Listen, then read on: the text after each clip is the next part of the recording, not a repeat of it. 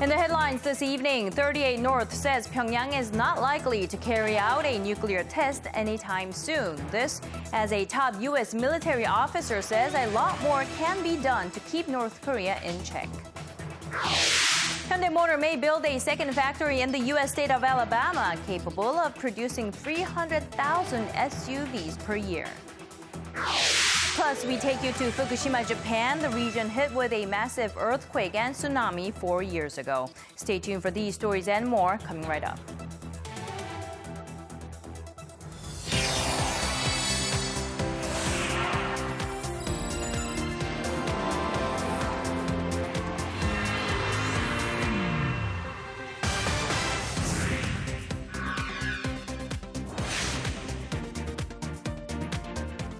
Hello everyone, you're watching Early Edition at 6. I'm Laah Hyun-kyung in Seoul. And I'm Daniel Choy. Thank you for joining us. Well, according to U.S. North Korean experts, Pyongyang is unlikely to carry out a nuclear test or missile launch over the next few months. Citing satellite imagery, the U.S. website 38 North says there are only signs of regular maintenance at North Korea's Punggye-ri nuclear test site and the Seoul satellite launching station. But the site also notes that if it wanted to, the North Korean leadership could move forward quickly with either a bomb test or missile launch. This analysis comes amid speculations that the North might carry out a provocation in response to the ongoing annual joint military drills between South Korea and the United States. No matter how many times Seoul and Washington reiterate the exercises are purely defensive in nature, Pyongyang perceives the drills as a rehearsal for war. In the meantime, a senior U.S. military officer says much more can be done to keep an unpredictable North Korea in check. That's right. This follows military talks between the U.S. and China, where Beijing officials are usually reluctant to talk about North Korean issues. Our Kim Hyun-bin has this report.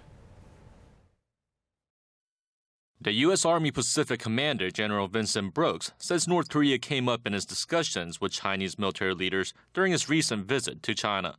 In an interview with the Brookings Institution's Order from Chaos blog on Tuesday, Brooks said he visited Beijing and Hainan last month and had meetings with China's top generals, but he did not elaborate on what the two sides said about North Korea.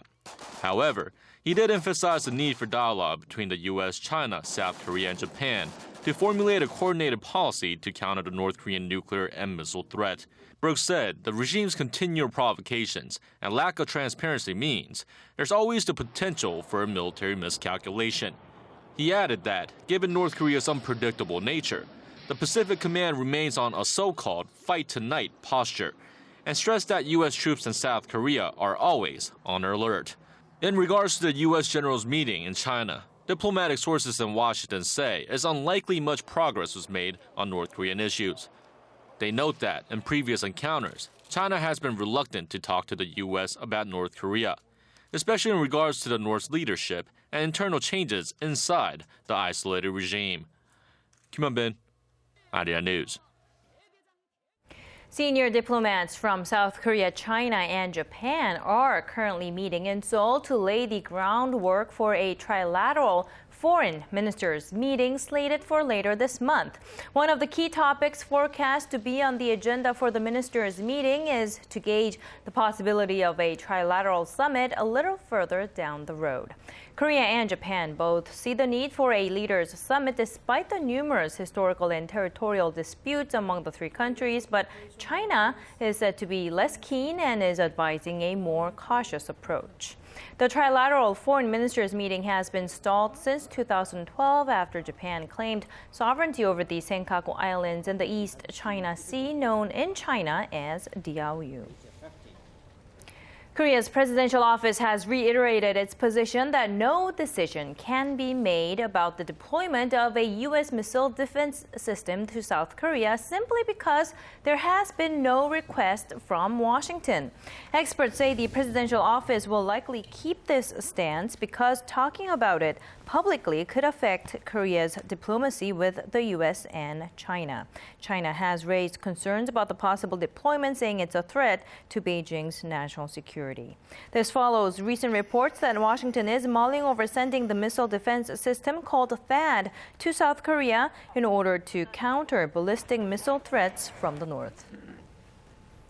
Well, nut rage may feel like yesterday's news, but ripple effects are still being felt. The flight attendant who was allegedly berated for the way she served macadamia nuts has filed a civil lawsuit in the U.S. against former Korean Air Vice President Choy and the airline.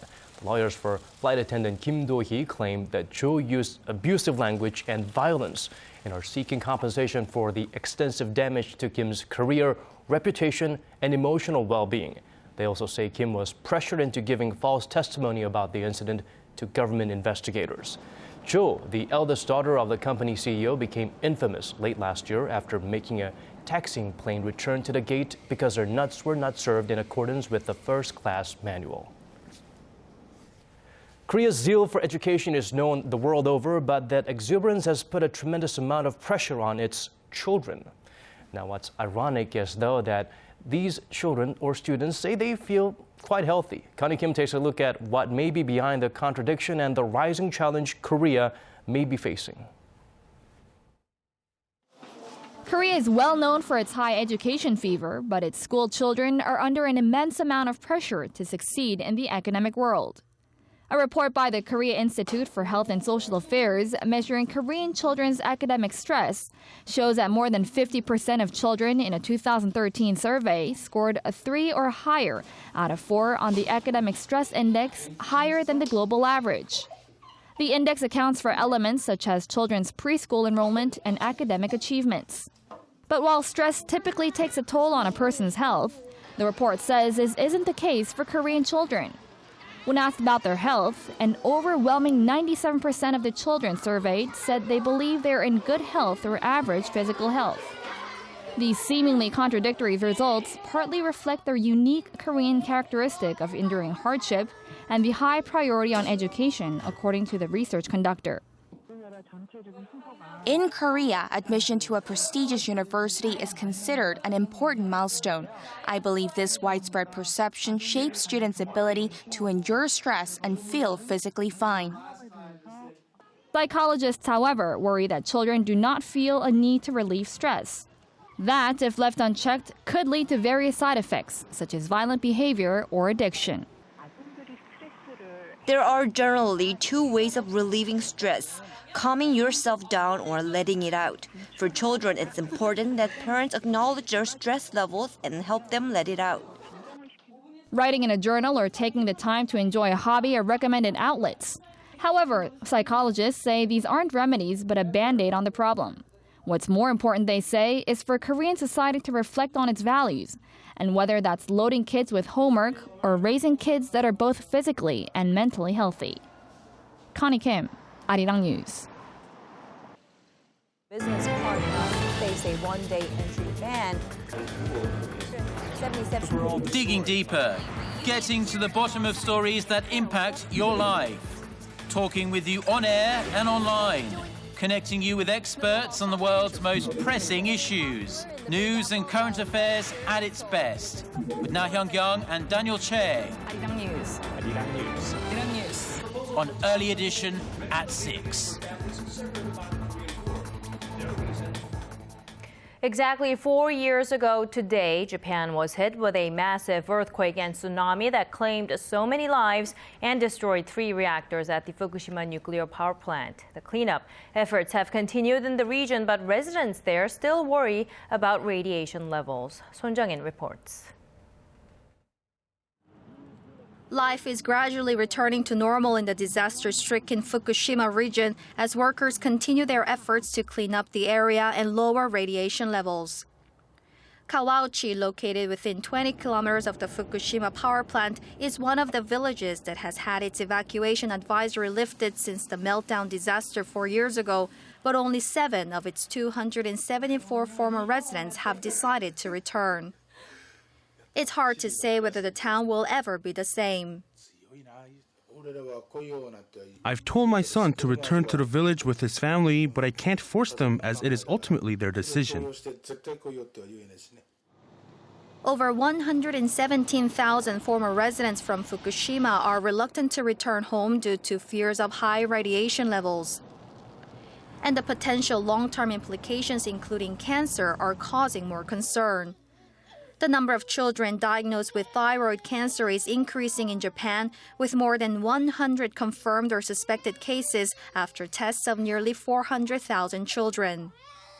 Before the disaster, there were just 1 to 2 cases of thyroid cancer in a million among Japanese children. Another concern is the treatment of farmland that remains contaminated with higher than natural levels of radiocesium in some regions. With no distinct plans to address the problem, efforts to decontaminate the soil are generating a massive amount of radioactive waste, which is packed into black bags and moved to temporary sites. Some Japanese people still remain doubtful about what the government is telling them about radiation levels and safety, saying the government has failed to protect them. 손정인, Arirang News. In Brussels, a packed meeting of European finance ministers on Tuesday local time produced a green light for a $340 billion investment plan that will help revitalize the weak European economy. Our Shin Se-min has the highlights of that meeting. The European Union has decided to set up a 4-year, $340 billion investment plan in order to help revive its struggling economy. The agreement on the so-called European Fund for Strategic Investment was made during an EU finance ministers meeting in Brussels on Tuesday. The investment plan is the answer we need to confront the main handicap of the European economy, a lack of investment. The decision still needs the approval of the European Parliament.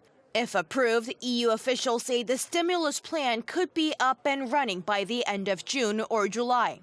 Under the plan, a guaranteed fund of $22 billion will be set up, with the hope of attracting some $340 billion through private investment by 2017. Italy announced that it would inject $8.5 billion into the fund, after Germany and France said they would contribute the same amount. Spain also vowed to chip in $1.6 billion. But none of the other EU countries have committed to investing in the fund.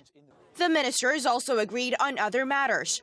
France was given 2 extra years to bring its deficit below the 3% threshold, the third time the country has been granted an extension. Paris now has more time to implement reforms and cut spending amid feeble economic growth and low inflation. France has been exceeding the EU's deficit target of 3% of GDP for 6 straight years. Greece's economic woes also came up. Germany's finance minister said Athens will receive no more aid until the country's international creditors are satisfied that it has delivered on its reform commitments. Shin Se-min, Arirang News. Moving on to other stories, Hyundai Motor is said to be planning on building a new factory in the U.S. to meet the demand for SUVs. The company hasn't confirmed it, but industry sources say the plant could have the capacity to produce up to 300,000 SUVs a year. Our Kim Min-ji has the details. Hyundai Motor will reportedly build a new production plant in the United States as cheap gas prices coupled with the economic recovery is driving demand for SUVs in the U.S. market. Total SUV sales in the U.S. spiked 15% in the first 2 months of the year compared to the same period a year ago. Hyundai's popular Santa Fe model saw a 20% hike in sales to over 16,000 units during the same period. Industry sources tell Korea-based Jeonap news agency that Hyundai has finalized plans to build a new plant solely dedicated to its SUV lineup this year, with an eye on starting production in 2017. Hyundai currently has just one plant in the U.S. that only produces sedans. The sources say the plant located near Hyundai's current Alabama plant will have an annual capacity of 300,000 units. With 2 more plants planned in China and another currently under construction in Mexico, all with the same capacity, Hyundai and Kia Motors' combined total production output should top 9 million units by 2018, with overseas production accounting for 60% from the current 55%. Hyundai, however, has declined to officially confirm the report, saying nothing has been decided yet. Such a move could be seen as going against the Korean government's push to beef up facilities investment at home to boost domestic sentiment and job growth. Kim Min-ji, Arirang News. And David's about to get some help in his fight against Goliath. Korea's Fair Trade Commission is rolling up its sleeves to stop large conglomerates engaging in unfair business practices against their subcontractors. The antitrust watchdog says it is in the final stages of setting up a section on its website where small and mid-sized companies will be able to anonymously report such practices. Until now, companies had to reveal their name as well as other information, including their contact numbers and email address, when filing such complaints. The Commission says conglomerates' unfair business practices are rarely reported as subcontractors fear they might be shunned and have their contracts terminated. Mortgage loans extended by local banks here in Korea went up significantly last month on the back of a low-key rate and robust home transactions. The Bank of Korea says mortgage lending jumped over $3.5 billion in February from a month ago. That's more than 3 times larger than the average growth posted in the month of February during the years from 2008 to 2014. Household lending, including mortgage loans, reached roughly $500 billion last month, up around $3 billion from January. Korea has once again been named as the country with the fastest internet connections in the world. Global statistics portal Statista says broadband internet speeds in Korea stood at around 25 megabits per second as of the third quarter last year, more than 5.5 times faster than the global average. It was followed by Hong Kong, Japan, and Switzerland. Korea also has one of the highest internet penetration rates in the world, with 9 out of 10 Koreans using the internet. It's World Glaucoma Week, and in line with that, we have a special report on this disturbing disease. What's scary is that a lot of people don't even realize they have it because there typically aren't any early symptoms, and now there's some worrying news for young Koreans. Our Won Ji-hyun has this story. Most people don't see it coming. Glaucoma is a potentially blinding disease that's often called the silent thief of sight because it can strike without warning. Glaucoma occurs when the fluid pressure inside the eye builds up over time and damages the optic nerves. This can first lead to a loss of peripheral vision, but if left untreated, it can eventually result in permanent blindness. What's even more concerning is that the disorder, once thought to be prevalent mostly among the elderly, is now becoming a problem for young people as well. The latest data from Health Ministry-designated eye hospital Nune Eye Hospital shows that the number of Koreans with glaucoma in their 20s and 30s has more than doubled over the last 5 years. Doctors say that although there's no cure for glaucoma, early detection and treatment can help slow down its progress. Dr. Sung Kyung-lim of Asan Medical Center says that no matter their age, people should have their eyes checked regularly. People who are experiencing farsightedness because of aging, or people with a family history of glaucoma, diabetes, or high blood pressure should go get a more thorough screening. The World Health Organization says glaucoma is the world's second leading cause of blindness and that an estimated 60 million people have been affected by it. Won Ji-hyun, Arirang News. Let's skip over to the art realm. One of the most common sources of inspiration for artists is nature, and that includes animals. Our Im Yoo-hee takes a look at a few artists that have created paintings based on some furry friends. French contemporary painter André Brasilier often looks to nature for inspiration, decorating his canvases with the beauty of flowers and trees. But there is one image that appears consistently in his works, and that's the majestic horse. The picturesque vision of Mother Nature puts the horse front and center, highlighting the relationship between humans and the animal. The horse is the most human-like animal. It is very intelligent and understands feelings. This similarity to humans is one of the messages here. Instead of horses, this artist puts a much smaller animal at the center of his attention. Renowned Korean artist Hong Tae-hoon has brought his famous Fly Roosters exhibition to Seoul after other exhibitions abroad. The series features mystical depictions of the bird, often shown mid-flight, an unusual sight for this animal. But there's a message behind the image that the artist aims to share. With the current times, the ordinary person probably feels just like I do. I wish we could all fly away together. That's the picture I paint.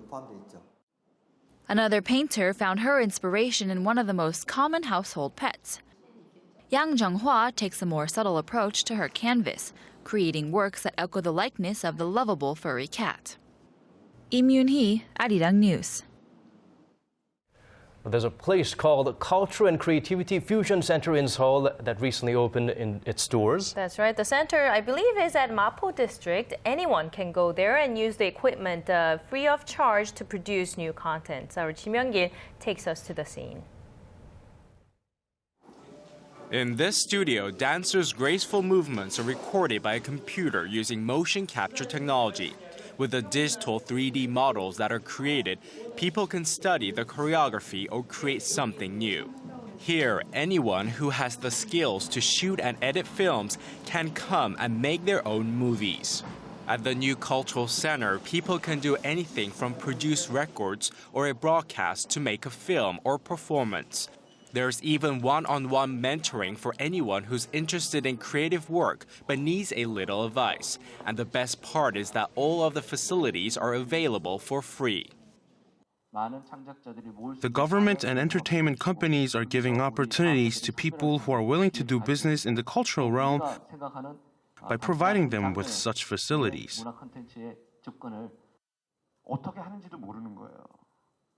The government is trying to help people who don't know how to start a cultural business by providing funding and consulting programs. This culture center is part of the government's efforts to transform small ideas and the products of a creative imagination into commercial mass media products. The best creations will be sent to venture companies for production. I hope the Culture Center will help Korea's cultural content industry to create a fusion of new ideas and a culture industry as we are lagging behind globally.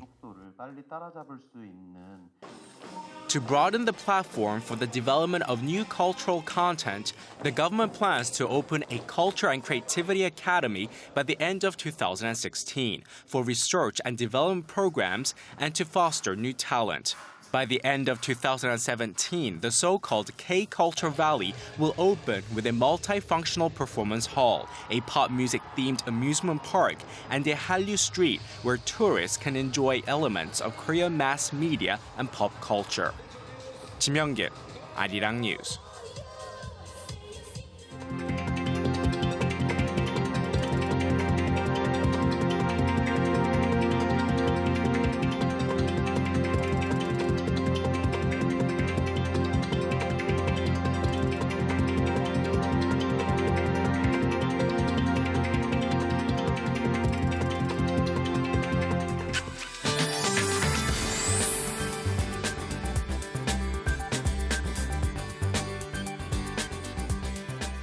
Well, if you're in Korea, you will note that the mercury doesn't matter what it reads, it's about the wind, how fast it is blowing. Well, let's see what the weather is like now by turning to our Michelle Park at the Weather Center. Michelle. Good evening, guys. Well, as you mentioned, it was a milder day than yesterday temperature-wise, but its continuous wind made it feel much colder. Now, the current temperature is at 6 degrees Celsius here in Seoul, but it feels more like 2 degrees, whereas Daegu feels like 5 and Busan feels like 3 degrees. Now, tomorrow we can expect the cold spell to ease completely with the readings rising to the seasonal averages and highs ranging between 4 to 13 degrees Celsius across the nation. Now, these conditions are expected to improve as we go into the weekend, and it will feel more like spring, although there is rain in store for us in Seoul and some regions down south. Now let's have a look at the readings for tomorrow. So we'll start off the Thursday morning at -3 and gets up to 7 in the afternoon, while Daegu and Busan will top out to 13 and 12 degrees. Moving over to other regions, Jeju Island gets up to 12, Dokdo hits to 4, while Mankungang dips low to -6 degrees. Well, that's all for now. I'm Michelle Park, and here's a look at the weather conditions around the world.